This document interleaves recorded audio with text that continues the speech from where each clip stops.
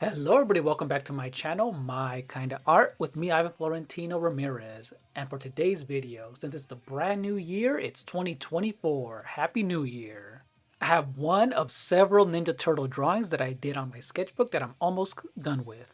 For the next following consecutive videos, it's going to be all Ninja Turtle related, so stay tuned. So here for my first drawing, I drew Michelangelo, the goofy Ninja Turtle. I drew him here with his nunchucks, and it's based off of one of my favorite recent releases of the Ninja Turtle games is TMNT, Teenage Mutant Ninja Turtles, Shredder's Revenge. And if you haven't already done so, please hit that like button, subscribe, leave a comment, because that will help out my channel greatly.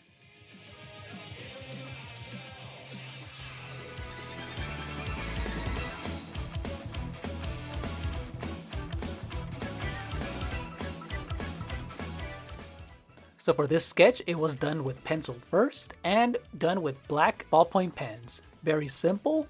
And it's just another reason that I wanted to try out basic ballpoint pens and see how far I can push it when it comes to contrast and detail. So go ahead and enjoy this time-lapse video and see you guys next time. Bye-bye.